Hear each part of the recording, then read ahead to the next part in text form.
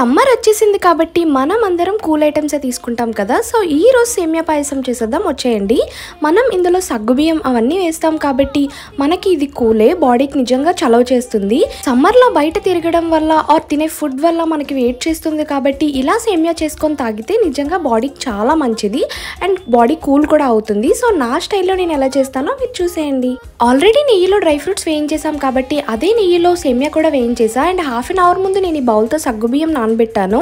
సగ్గుబియ్యం వాటర్ కొంచెం మరిగాక మిల్క్ ఇంకా వాటర్ కూడా యాడ్ చేసుకోవాలి మనకి నచ్చిన కన్సిస్టెన్సీలో. నేనైతే కొంచెం పల్చగా చేద్దాం అనుకుంటున్నాను.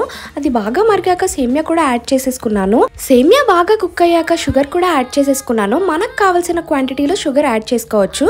తర్వాత డ్రై ఫ్రూట్స్ కూడా యాడ్ చేసేసుకొని ఒక్క 5 minutes ఉంచేసి ఇంకా స్టవ్ అయితే ఆపేసాను. మన సేమియా అయితే రెడీ అయిపోయింది. ఇది నేను ఫస్ట్ టైం సేమియా చేయడం. మీకు ఎలా అనిపించిందో కామెంట్ చేసేయండి. వీడియో నచ్చితే లైక్ చేసి ఛానల్ని సబ్స్క్రైబ్ చేసేసుకోండి. బాయ్.